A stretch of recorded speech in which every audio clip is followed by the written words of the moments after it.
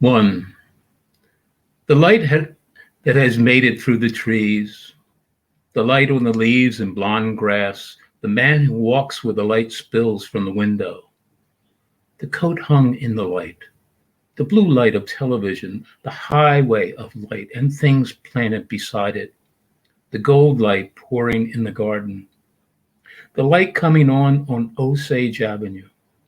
Two, the light mistaken for the sliver details of the world, the dead letter office locked and flooded with moonlight. Vermont, the light always appears sepia there.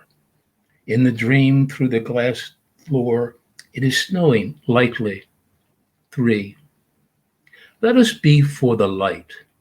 Let it be already light and we fall to our knees and not know why. On Light by poet Leonard Gontarek from his collection, The Long Way Home. And Leonard, of course, is our featured guest tonight. So welcome. My name is Charles Carr, and welcome to Philly Loves Poetry, which is a collaboration between the Moonstone Art Center of Philadelphia and PhillyCam. The focus of our program is to give our viewers the experience of the rich culture of poetry in the city of Philadelphia. So when I say rich culture and Philadelphia, to me, the name Leonard Gontarek is synonymous with that. There is no one truly that has done more to further the love of poetry in the city of Philadelphia than Leonard has. So just to give you some details on Leonard. Leonard is the author of 7 books of poems, including Take Your Hand Out of My Pocket, Shiva. Leonard's poems have appeared in Field Poet Lore, Verse Daily, Fence, Poetry Northwest, American Poetry Review, Joyful Noise, an anthology of American spiritual poetry, and the Best American Poetry, edited by famous poet Paul Muldoon.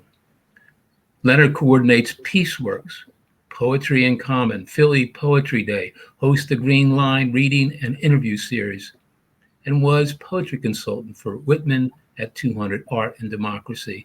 I don't think there's anything that shows more of the commitment and the contribution that Leonard made from my reading of those things.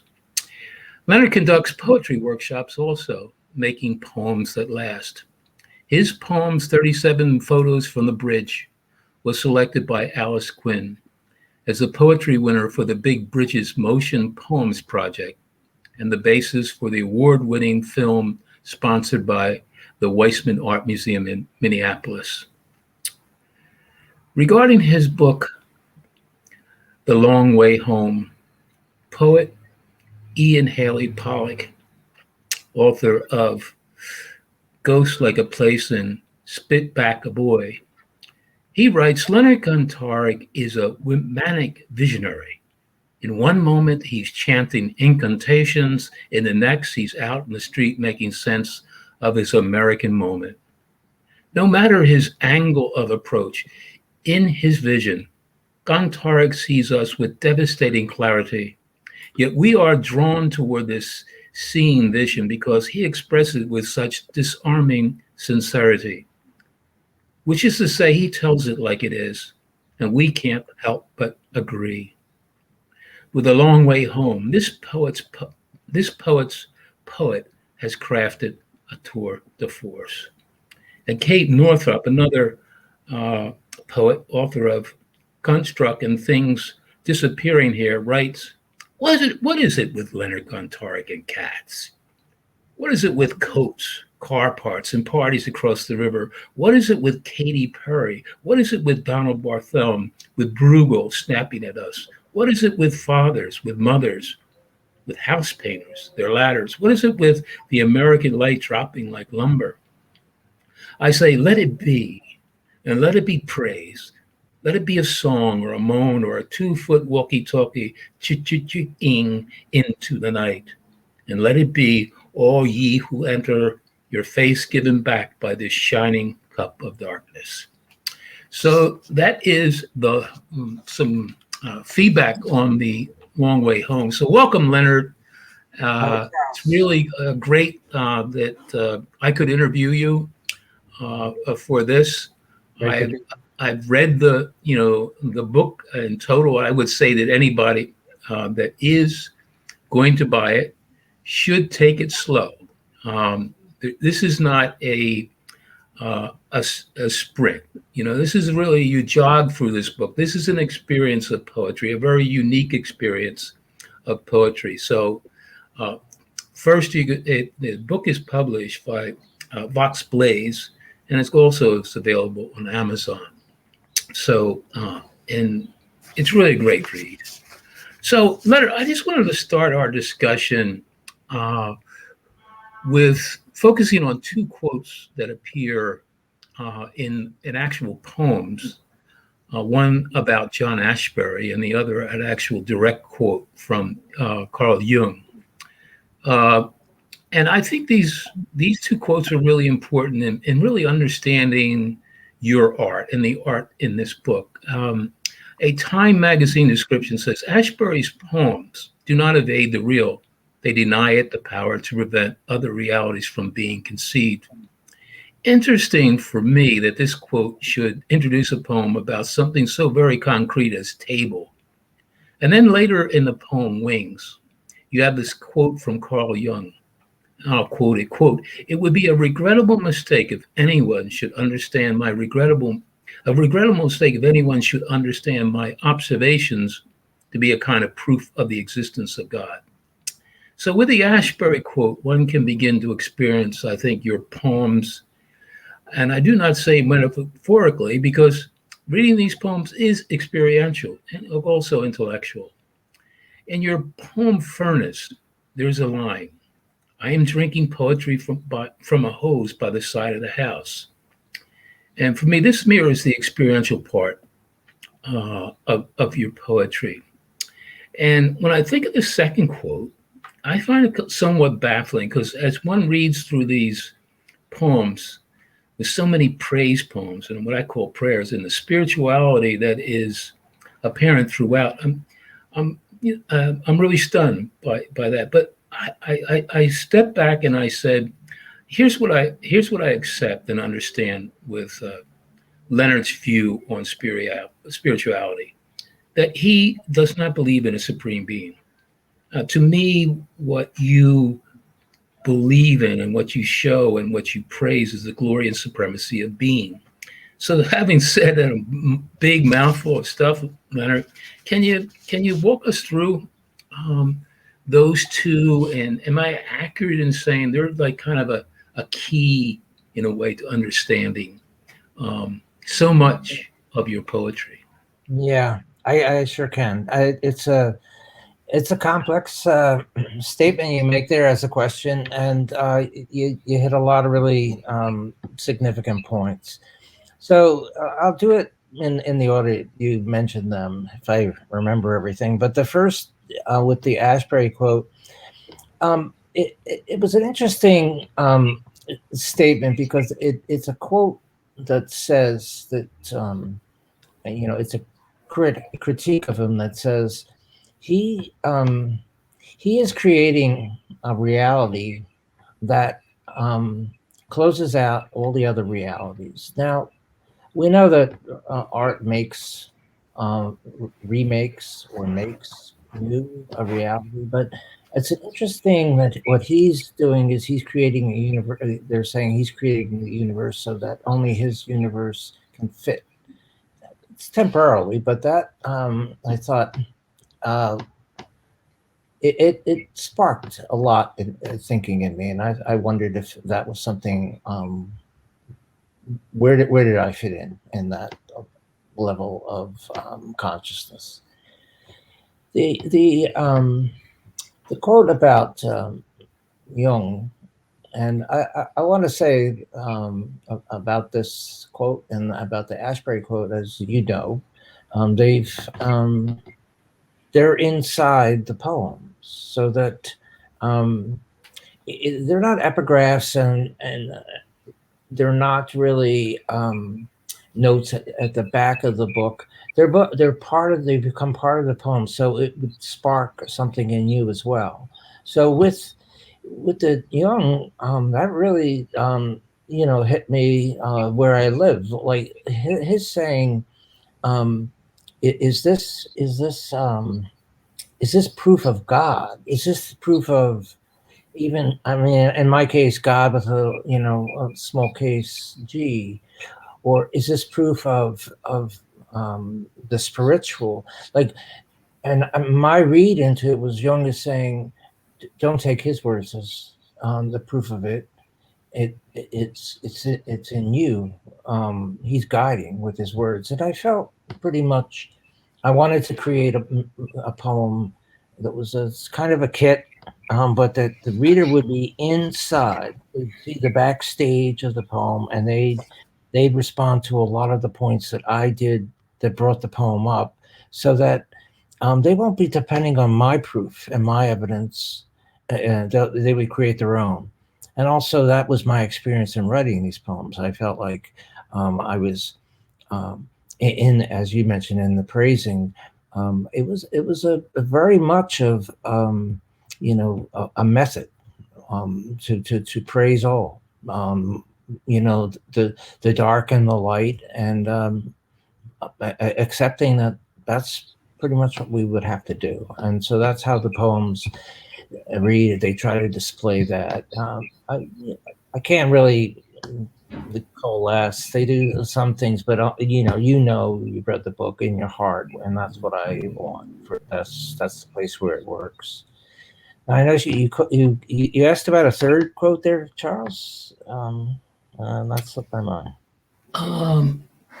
No, only that in this quote that appears in Furnace. I am drinking poetry from a hose by the side of the house. Oh yeah, and that's a good sequence to end with that, because to me the poetry moves from some pretty big names in spirituality and thinking, and also it quotes Bruce Springsteen, big name in a way of spirituality, but also more down to earth, more common.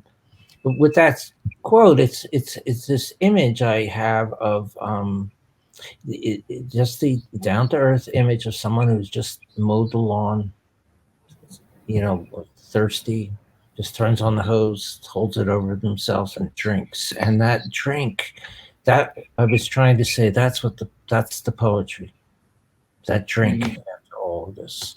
And if I do have a reader in mind. First, I want it to happen to me, that water, but the water should go to the reader as well. So these are good things that you pinpointed. Very good. So the next thing I would want to discuss is structure. I call it, kind of the landscape of your poems. First, that your poems are not of one kind and unpredictable, but they're numbered stanzas. You have long stanzas, you have quatrains, you have tercets, you have couplets, you have single lines, and and then you have these standalone. And so, as I've read those poems a couple times, I said, "Well, Charles, why don't you just go back and say take a specific number and move it around in the poem. Just do it, and read it aloud and see if that really has an impact on, the flow of the poem or your understanding of the poem or your appreciation of the poem." And I really found that I didn't do it to lots of them, but the ones that I did, I said it really doesn't for mine. So I concluded that, you don't really think in a linear way. I'm not saying you don't think, but the poems don't have a linear, down the page. It's more a lateral, what I say, lateral moving down the page, and I call it a cross consciousness. So I'm interested in your explanation, of that style, and I call it, the landscape or the geometry of your poems and how your poems appear on the page. Well, that's a great observation as well. Well, if I begin with that word lateral, so one of the things that I know about the poems that are quite different from my other poems, the structure is that the lines are longer. I mean, there are short lines, but there are many lines that are long and they even wrap around, and the actual size of the book is a little, not your typical standard poetry size. It's a little bit wider, and so there's a lot, and there's not many secrets here, but there's a lot of things that came into my thinking, and one of them was that so with the numbered sequence, they're like chapter headings, and it allowed me to shift narrative, shift boldly from one rapidly, like a novel with 40, 50 chapters rather than the typical 6 or 7. Within a poem, it's unusual to have so many sequences and numbered. So to me, the way I thought of it, Charles, and the way that I would talk about it with people who read my work is that often if you read a poem, or if you say you even see a movie, there's a progression, there's a sequence of events, and it seems to all fall into place. I wanted to. I did move some things in my own poems, as you were talking about. Moved endings higher up in the poem, and with this in mind, that I wanted it to sync with how things were. Meaning, we wake up in the morning, we go through the journey of our day, and then at night, like at the end of the poem, there's an illumination. But that's not always the case in actual. So I wanted to create a template that applied more to, spoke more, and corresponded more to. Some days we don't even have illumination. We just have a lot of burst of wisdom, like the cooperating in your head with that Jung quote, but we don't know, it doesn't resolve itself. But it's all to be praised. It's all meaningful. How's that sound? I mean, I've tried to cover a bit of what you asked. Yeah. I said that, linear. I think it's like a vertical. I many years ago, I attended this seminar about vertical thinking and lateral thinking. It really had to do with problem solving, meaning that vertical thinking, people keep drilling down on it, but they don't realize maybe you can dig laterally across, some holes and to find, answers. And I know your poems don't necessarily address, those kinds of things like problem solving, but maybe they do. So that's what I really saw, is that same concept at work. And I haven't used that phrase. I haven't talked about that in years, but somehow in reading that, this is the impact that it had. And the next thing what I wanted to ask you about, and you've already mentioned, and we've mentioned it too, is there are two major things in reading your poems. One is the use of the word praise, and then the litany aspect of it. And I want to say about praise just a little personal story. A very good friend of mine died about 6 weeks ago. And unfortunately, I couldn't attend the service because I was doing the other Philly Loves Poetry last month in September. And so, but I wanted to write a poem about him because he really meant a lot to me. And I really settled on what I call a praise poem. And it was really a praise of his life and the praise of the things I knew about his life. And I really felt so good about it. But I have to credit you that I was reading so many praise in it. I thought that was, a wonderful way to express it. So thank you for that.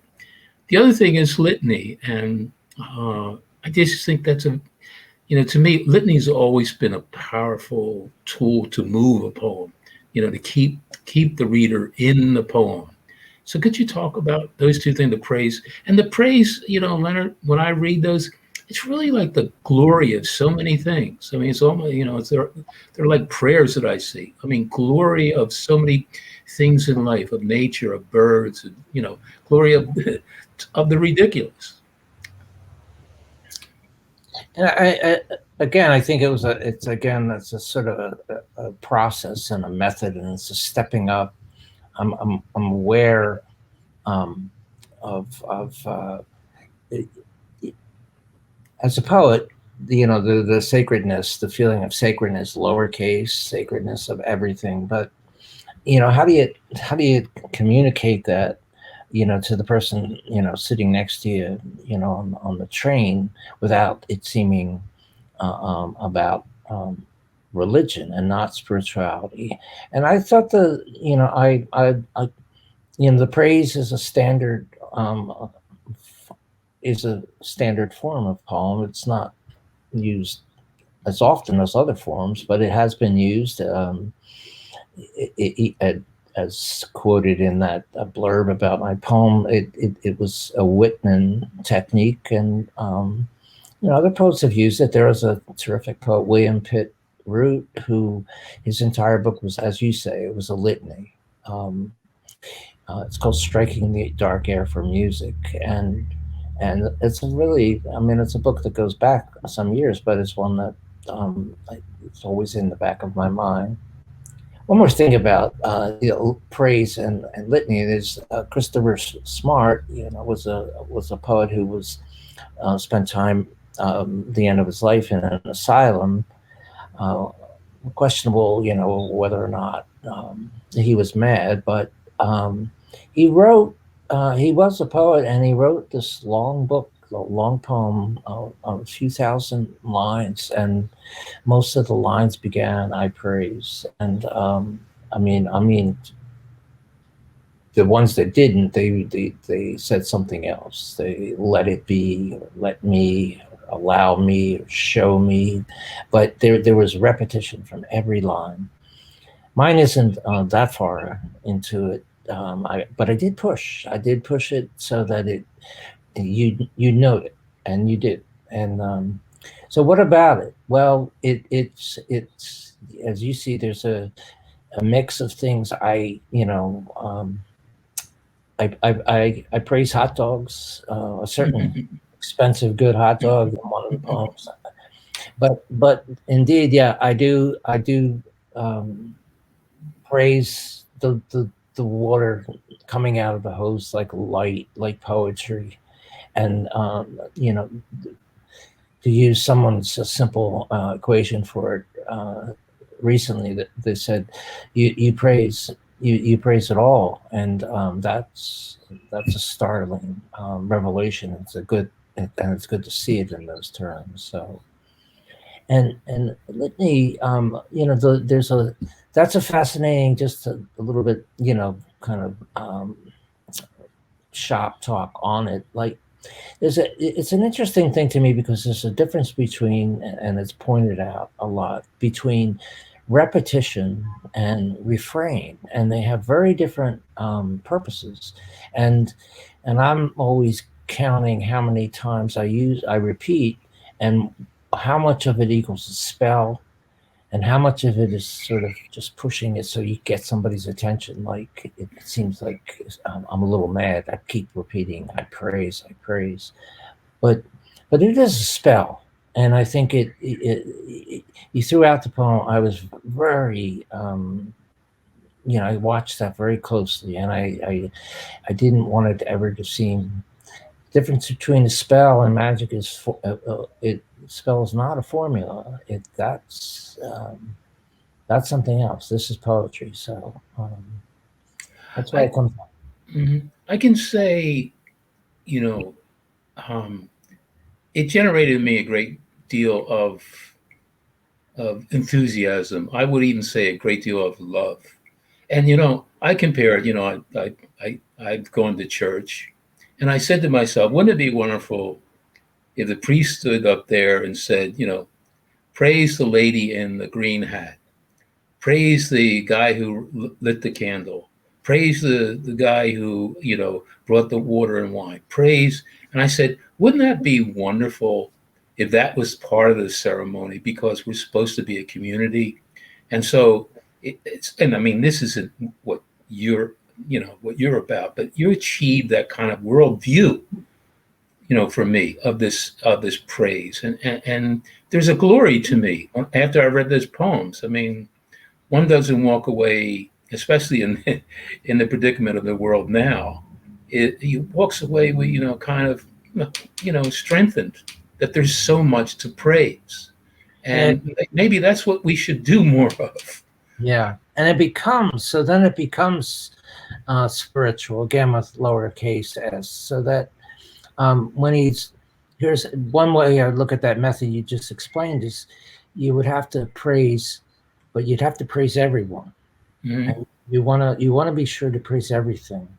And so and to do it by enumerating, it has a kind of a weird sense to it. It's like, pretty sure it was Steve Martin, comedian. He would say, I'd like to thank each and every one of you for coming here tonight. And then he started going, thank you, thank you, thank you, thank you, thank you, thank you. Like, so it becomes like a chant, and it becomes absurd, but it becomes spiritual, and it's also very funny. So it's literary. And if I could, maybe I'm going to read poems later, but how about if I read one of those poems so that Leonard, you can just go whatever direction you want now. If you want to start reading, I think the major part of the things that I wanted to, there are so many things in this book. I mean, we could have a second interview, to be honest with you.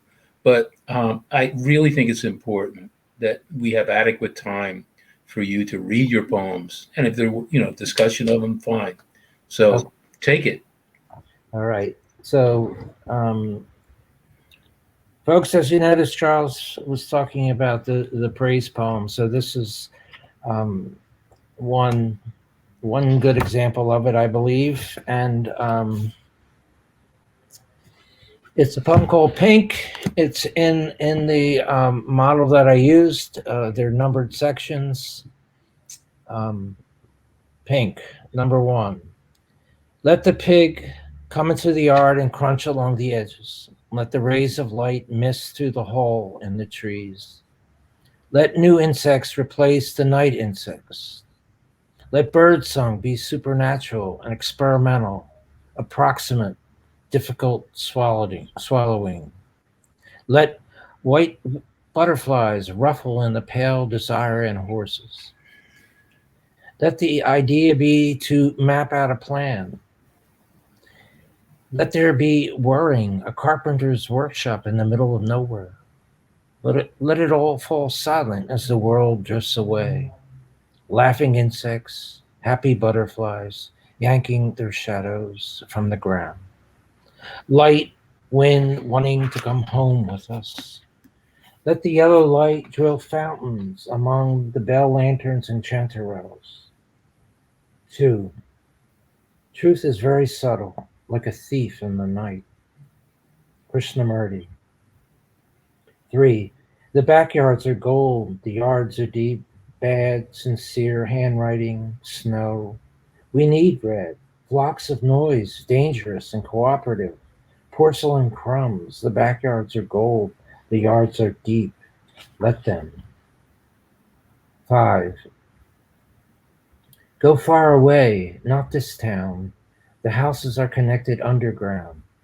You love that you can water the daffodils, the moon when it floats atop the oaks.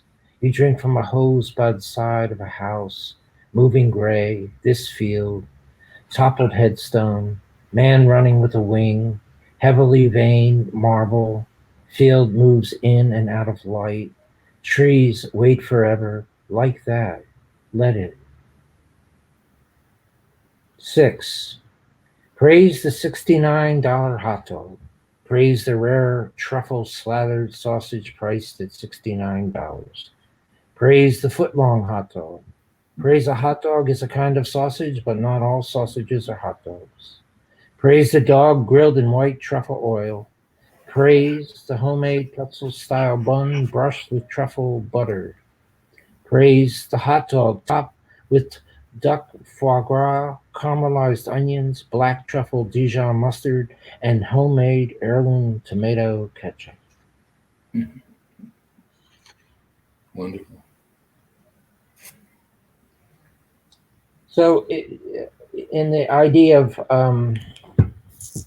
repetition, this is a poem that falls, I believe, in the category of a love poem.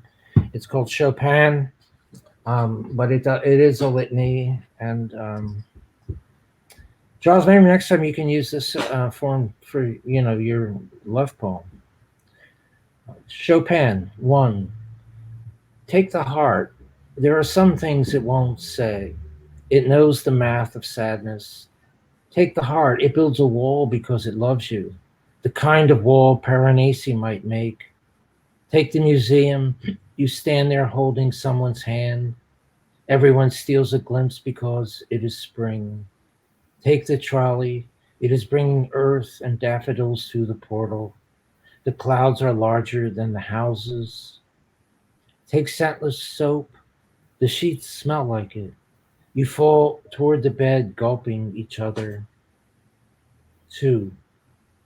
How it all pours out like sound. Praise that. Car going over gravel on summer morning. Praise that. 2 or 3 stones, and this happens mysteriously, are missing when it settles. There is only whistling. Praise that. Happy bird. Praise that. And the scent of mountain cabin under the sink. 3. Chopin, the nocturnes. It is the music she loves, so it is the music he loves.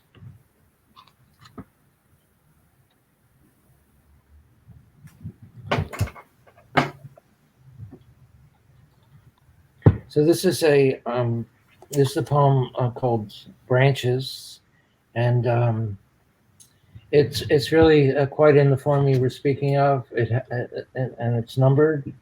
And one of the things I want to say about this book is poets are always trying to chase down their voice. What is their voice? And there's so many competing voices, and sometimes we overhear voices, or we're mishearing things. And this book was really an attempt to include within the poem what I really see as my voice, like my human voice that I use all the time. So, and to the form, I remember reading this poem in a class of students that were high school students that I was teaching, the craft of writing poetry. And one of the students asked how come the poems were numbered, and I think it was the first time I was, started with that question. And I said, I really think it allowed me to include many different styles within one poem, and that's approximated my thinking. And it was great because she said, that sounds like a good reason. So, Branches. When I looked out across the sea of death, against the littleness, myself, Gilgamesh. 2. Attention, please. 3. When the soul lies down in the grass. 4. When the soul lies down in Moonslide in Philadelphia, eerie lit Polonia, strange moss and lonely trees. Iraq will be dark. 5. When the soul lies down, a scythe fills the field. It snows through the bars of the cell. The cup I drink from tastes like zinc. I rattle for the guard, for I don't know what. I would not be alone if he were here. What adores is explanations and beauty, epitaphs on a Scrabble board. My crown rusts. In the world of trees, the birds squabble and make up. I can only imagine. Maybe war is not the answer. A lumber truck speeding down Hail overturns the northern lights. God and dusk dismount. When the soul lies down in the grass, one taps a glass over and over on a tabletop. 6. The speaker obviously believes the use of these words was inappropriate, as if trying to raise money off the situation. 7. He's being absurd, but that's, an entertainer can be absurd. 8. Katy Perry, she's kind of annoying, right? Yeah, but I'm kind of in love with her. 9. It's not the language I would have used, but I'm focusing on the issues that I think are significant in the country today. 10. Show a little faith. Not to tell lies, steal, kill, not to, and so forth. Try telling that to the woman you are pulling toward your body. It is the perfume that is the appeal. 12. In God's case, it is the perfume that is the appeal. Light deranged in his branches, the will of love is never empty, the call. 13. Show a little faith. 14. Evil can be scooped out like bacteria. There is, of course, changing it, making a banner that flows, you can follow. There is room to press your lips, her rings, her knuckles.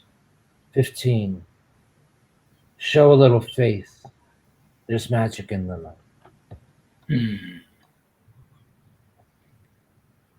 So you mentioned also Katy Perry, which brings up, the cast of people that show up in your poems, which they really show up in, and it's not necessarily shock. They seem to fit in. You Krishnamurti. In fact, even Chris Christie somehow shows up in one of your poems. I found that astounding. But also that's a very, very interesting. Not only there are lines of poems that show up, but there are people that show up and are part of this conversation that you're having. Right. And the lists and words that I put in the mouth of my poems from certain people are like Robert Lowell and Suzuki and Wallace Stevens, and you heard Bruce Springsteen. Right. But there are people, a lot of people from music, like song lyrics will come through like a computerized message, but Graham Parker and Peter Gabriel, and what I found within there is an invocation, some of the language that I appropriated, but the idea of having someone, this cast of characters that just like it's, as you say, Chris Christie and Krishnamurti. Again, I'm trying to approximate how and step up and acknowledge that's how it is, but it's never in that order. If we began the day with illumination and enlightenment, and we ended it with enlightenment, and everything else was just pleasure or something you dealt with, but sometimes we have that enlightenment at noon and then it goes away and the rest of the day seems kind of more painful, and the actual suffering that humans go through. I try to put a spin on it, my spin on it, but you're right about that, Charles. You're I guess keeping track of time here. Yeah, we're good. Okay. I'll read. I was planning only to read from the book. I'm going to read a poem. It's called Propaganda and Migration, and again, I think it's. I keep saying it's a representational poem, but I guess after a while they all become very representational for me. But this, I wanted to note that the most of the poems in the book have a one-word title on. And a lot of what I did, and it was a plan over, a long time. There's some belief, some reason and logic to the madness of it, but um, it was interesting, looking at the table of contents when it was, in a galley, because um, I thought maybe I should have alphabetized it. It would be easier to work with. But this is Propaganda and Migration. 1. I wear a scarlet L. I have dreams and movies of the White House under terrorist attack. Which of the following is not an Antonio Portia aphorism? I do what I'm told. The problem is I'm good at math and bad at math. I toyed with her heart. I sell God. I broke into the business selling karma. I have been named to the committee for the success of Icarus. I should know more about time. I should know more about Aldous Huxley. I should know more about atheism and Anselm Kiefer. I should know more about graffiti. I should know more about undertaking and fireworks. I am italicized. I am a propagandist for, well, everything. I am on a plane to hell, and the in-flight movie is Hope Floats, Sandra Bullock and Harry Connick Jr. I am the dethroned king of the Burger Palace. It is spring. There's foolish light. I'm with my lover. She's eating French fries, and I'm all, I love your perfume. My lover is leaving me. She says I don't understand her, and I just spent all that money on a Catwoman costume. I have mixed feelings. I am second cousin to Soul. Parts of me are pixelated. The trashmen arrive at night, welcome like light. 3. We thought for those moments the couple down the block would fight all night. It was birds passing unseen, blocking light and gone. We thought of the orange and white daylilies extending for air. The family was breaking up, one going into the service, one into himself, one will become a writer, all fathers in the end, a way of life lost. We watched it disappear. It never became dark enough to see light afterward. Fans turned, sucking in the scent, and wind like the sound of the block starting up. We knew what the sound was, most of what it was. It was ghosts. It was the birds returning home through difficult weather to tar streets and fake gold early in spring. To me, bluebird on my shoulder.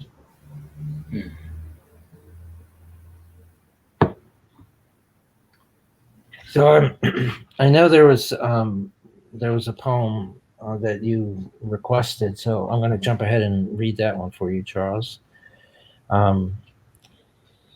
It's a poem called Contact. Mm-hmm.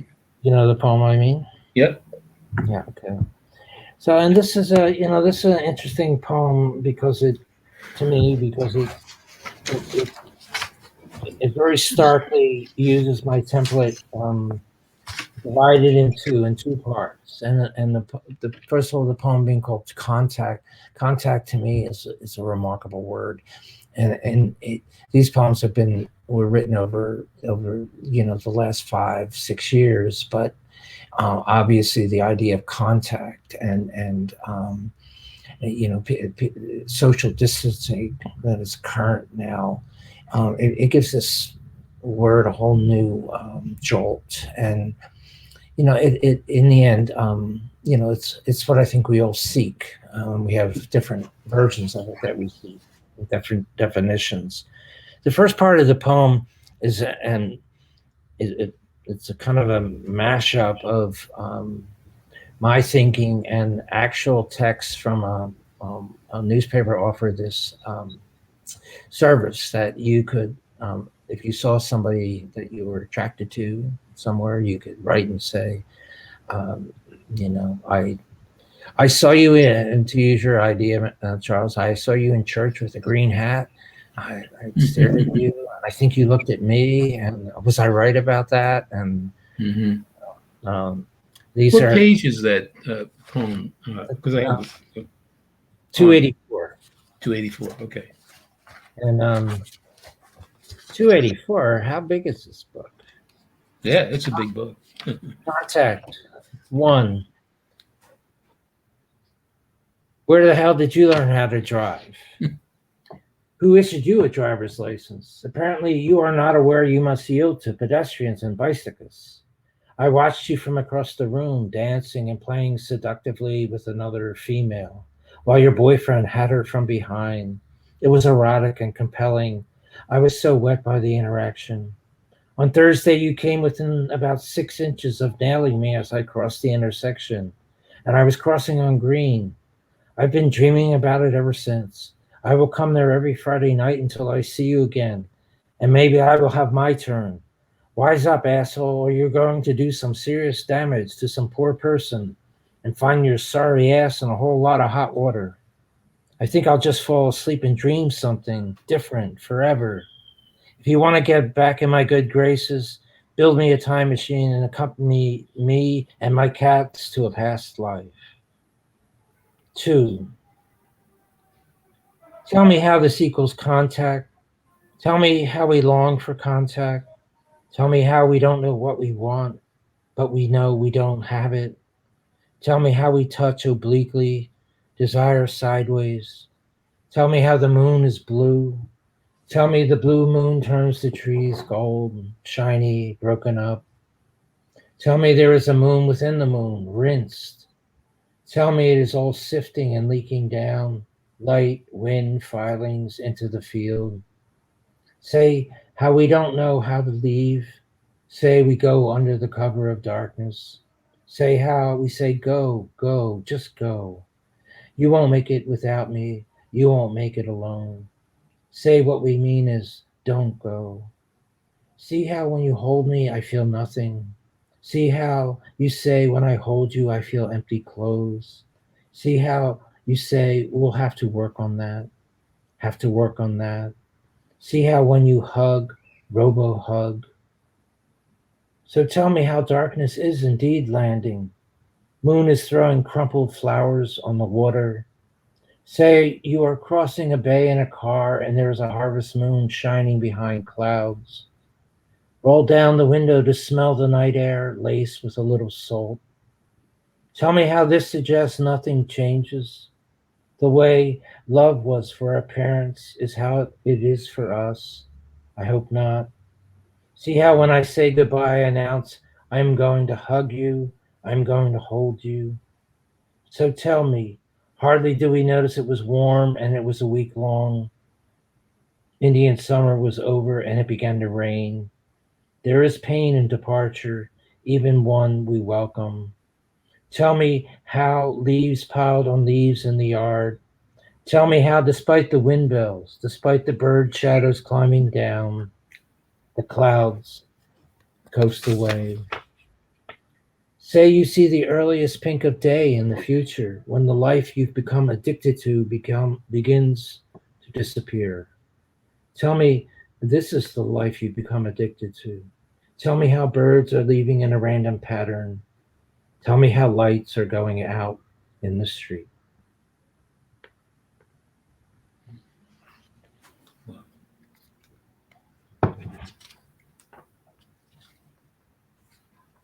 So this is I'm just going to keep reading here. I'm enjoying Yeah.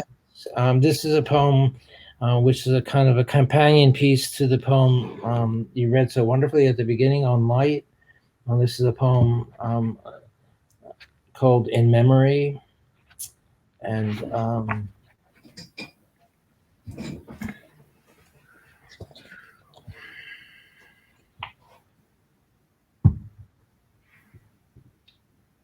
there is something I believe there's a kind of sadness that runs through the poetry, my poetry, these poems, but it is a celebration. I mean, I maintain that it's a celebration. as you say, praise.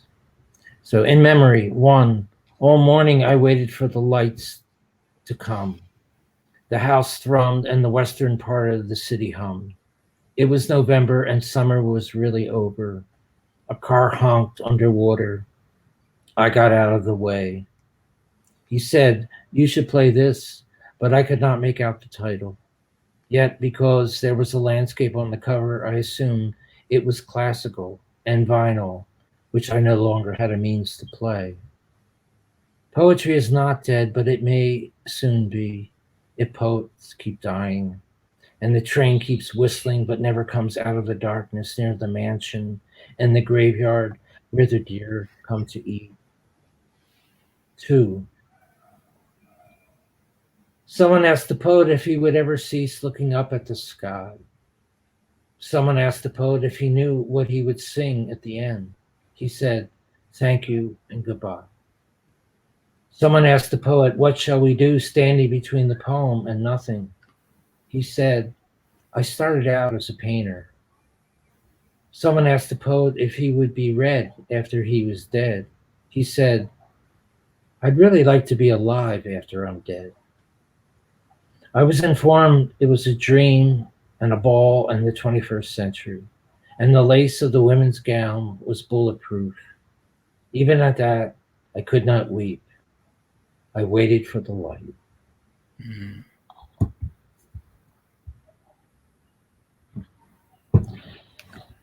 So Charles, to draw you into this a little bit, you noted that there was a large part of the book. The first part of the book is called American Landscape, but there was a second part, a brief part to it,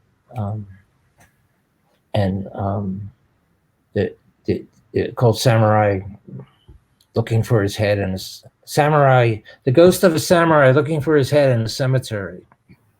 And there's about a dozen poems to follow, and I wanted to, and there it's like at the end of this book there's another small book, and they're very, there's politics throughout this book, but there's clearly politics within this section, and I wanted to read one poem from that section, and this is called Two American Scenes. Diner.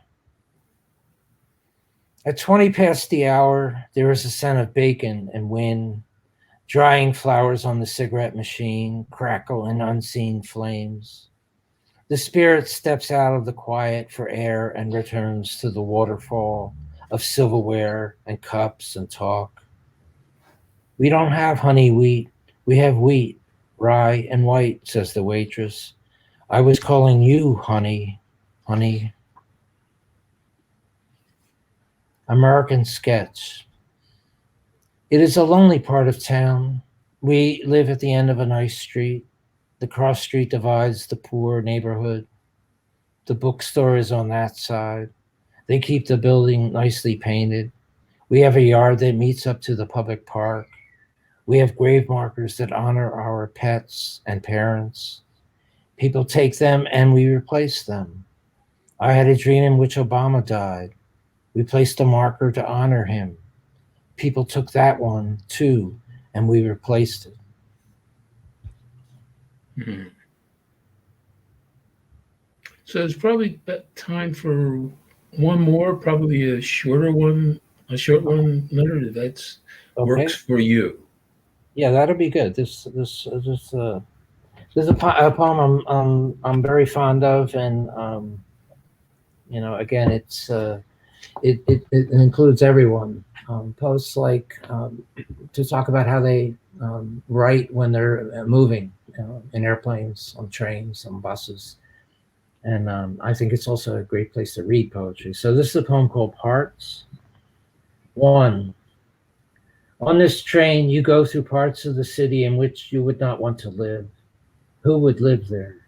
The winter red birds float down into leaves and disappear. On this train, you see how it is all connected by sewer pipe. Our dream lives, that is, our lives. It is constructed and carefully, it seems. There is a plan. Is that over the top? A good idea, we'll say. Aphorisms stream from the tree. A good idea. Then why is his nose running? Does he have no coat? And is delighted by death wiggling his ass on the other side of the river. 2. For that is how it is when the drafts of the world are written on a train. So thank you immensely, Charles, for all your attention to this poetry and trying to bring it into the hands of more people. I had the same hope. Yeah, well, it for me it was really a great pleasure. I mean, and that's what I said in my remarks. This is an experience, and I say to people, this isn't a book to be, you speed through. It's a book to really be savored because there is so much for me to talk about the potential of poetry and looking at poetry in some different ways. And so that's it. I have to say before I leave, is full disclosure that I have been a student of Leonard's for close to 15 years at his workshops, and he has done a lot to help to develop my interest in poetry, my understanding of poetry, and my ability to write some poems. And there are so many others that are poets in Philadelphia and other places that have been part of the workshop series, which I mentioned in the bio. And so I couldn't leave without making mention of that. And for me, this has been such a great treat to be able to interview you, for this book and to really give it the attention that I think it deserves. So while it's, I appreciate your appreciation, but it's really been a real treat for me to really go deep in to your poetry and to listen to you talk about your poetry. And I actually say we could have another show, A, reading, and B, discussing it, because I think there's so much to this book that it deserves that. So I'm a big promoter of you. I'm a big promoter of this book. It's just wonderful. So the other thing I want to say before I leave, of course, I'm very grateful to Philly Cam for continuing to carry our shows. And I'm real grateful to Brian Doherty, who has done such a sensational job in making these series and sticking with us. So thank you, and I hope to see you next month.